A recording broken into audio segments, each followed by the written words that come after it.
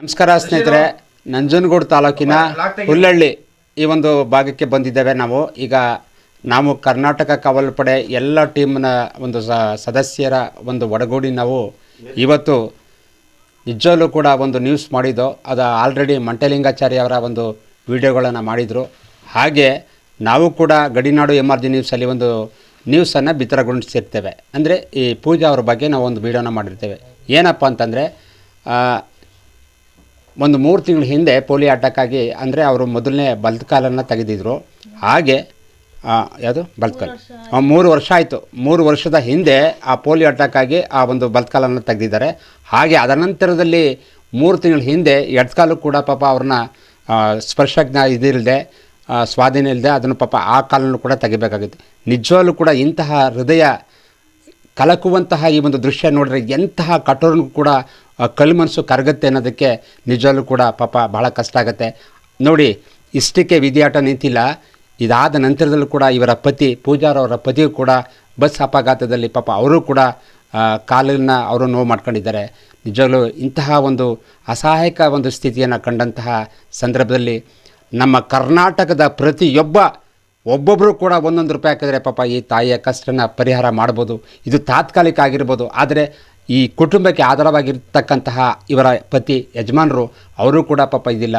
ಮತ್ತು ಸಣ್ಣ 2 ಮಕ್ಕಳು, ತಂದೆಗೆ ತಾಯಿಗೆ ಈ ಥರ ಸ್ಥಿತಿ ಆಗಿದೆ ಅಂತ ಅದರ ಅರಿವು ಇಲ್ದಿರ್ತಕ್ಕಂತಹ ಮುಗ್ಧ ಮಕ್ಕಳಿದ್ದಾರೆ. 2 ಮಕ್ಕಳು, ಒಬ್ಬರು ಅಂಗನವಾಡಿ ಓದ್ತಿದ್ದಾರೆ, ಇನ್ನೊಬ್ಬರು 1ನೇ ಕ್ಲಾಸ್ ಓದ್ತಾ ಇದ್ದಾರೆ. ಹಾಗಾಗಿ ನೋಡಿ, ಅವ್ರ ತಾಯಿ ಇದ್ದಾರೆ. ಪಾಪ ಮಗಳ ಕಷ್ಟ ಹಿಂಗಾಯ್ತಲ್ಲ, ಅಳಿನ ಕಷ್ಟ ಹಿಂಗಾಯ್ತಲ್ಲ ಅಂತ ಪಾಪ ಅವರು ಕೂಡ ಕೊರಗ್ತಾ ಇದ್ದಾರೆ.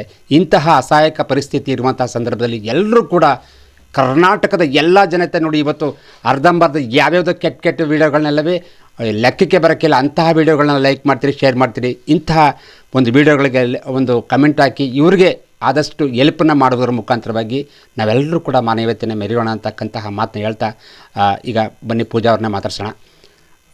ತಾಯಿ ಹೊಟ್ಟೆ ಒಳಗಿಂದ ಬರಬೇಕಾದ್ರೆ ಬೆನ್ನಿಂದ ಗಂಟು ಸರ್. ಅದು ಆಪ್ರೇಷನ್ ಮಾಡಿದ್ಮೇಲೆ ನಾನು ಸ್ಕೂಲ್ಗೆ ಹೋಗ್ಬೇಕಾದ್ರೆ ಸಡನ್ನಾಗಿ ಹಿಂಗಿರೋ ಕಾಲು ಸ್ಟ್ರೈಟ್ ಹಿಂಗೆ ಕ್ರಾಸ್ ಆಗೋಯ್ತು 2 ಕಾಲು. ಸ್ಕೂಲ್ ಕಡೆಯಿಂದನೇ ಇದು ಸ್ಟ್ರೈಟ್ ಆಪ್ರೇಷನ್ ಮಾಡಿಸಿದ್ರು.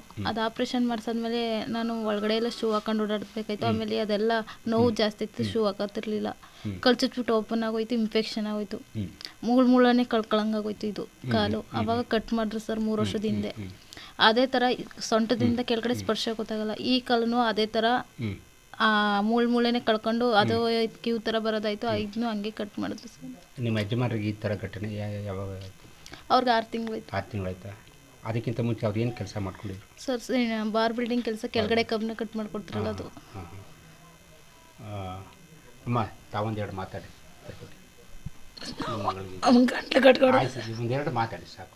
ಇವಳಿಗೆ ಹಾಗೆ ಮನೆ ಕಳ್ಕೊಂಡು ಕಾಲಕ್ರ ಗದ್ದಾಯಿತು, ಎಲ್ಲನೂ ಕಳ್ಕೊಂಡು ಬೀದಿಗೆ ಬಂದವಿ ಸಹ. ಈಗ ಬೀದಿಲಿ ಇವ್ಳು ಕಸ ಹಾಕೊಂಡು ನಾವು ಬಿಡೋಕ್ಕಾಗುತ್ತೆ ಸಹ, ಎತ್ಬಿಟ್ಟು ಇದು ಮಾಡೋಕ್ಕಾಗುತ್ತಾ ಅಂದ್ಬಿಟ್ಟು ನಾವು ಮನೆ ಎಲ್ಲ ಕಳ್ಕೊಂಡು ಬೀದಿ ಬಾಡ್ಗೆ ಮನೇಲಿ ಕಾಲ ಕಳೀತಾಯಿ.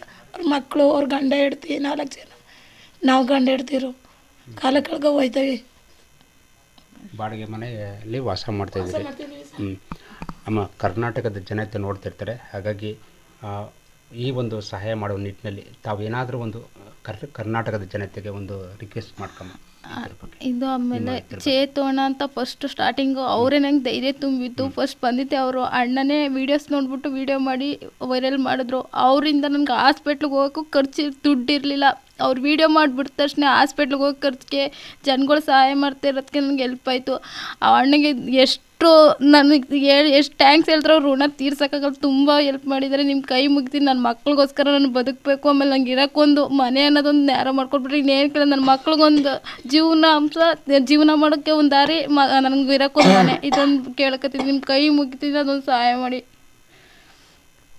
ನೋಡಿದ್ರೆ ಸ್ನೇಹಿತರೆ, ನಿಜವಾಗ್ಲೂ ಕೂಡ ಈ ತಾಯಿಯ ಕಣ್ಣೀರನ್ನು ಪಾಪ ನಾವು ತಾತ್ಕಾಲಿಕವಾಗಿ ಇದು ಮಾಡ್ಬೋದಾರದು ಎಷ್ಟು ಕಷ್ಟ ಇದೆ ಅನ್ನೋದನ್ನು ನಾವು ಅರ್ಥ ಮಾಡ್ಕೋಬೋದು. ಹಾಗಾಗಿ ಕರ್ನಾಟಕದ ಎಲ್ಲ ಜನತೆ ಕೂಡ ಈ ಒಂದು ಪಾಪ ಈ ಹೆಣ್ಣು ಮಗಳಿಗೆ ಕಷ್ಟವನ್ನು ಒಂದು ಪರಿಹಾರ ಮಾಡುವ ನಿಟ್ಟಿನಲ್ಲಿ ಇವರಿಗೆ ಒಂದು ಸಹಾಯ ಹಸ್ತವನ್ನು ನೀಡಬೇಕು. ಹಾಗಾಗಿ ತಮ್ಮೆಲ್ಲರೂ ಕೂಡ ಇವರಿಗೆ ತಮ್ಮ ಕೈಲಾದಷ್ಟು ಸಹಾಯ ಮಾಡಿ ಅಂತ ನಮ್ಮ ಗಡಿನಾಡು MRG ನ್ಯೂಸ್ ಪರವಾಗಿ ತಮ್ಮೆಲ್ಲರೂ ಕೂಡ ವಿನಮ್ರವಾಗಿ ಕೇಳ್ಕೊತೀನಿ ಸ್ನೇಹಿತರೆ. ಧನ್ಯವಾದಗಳು.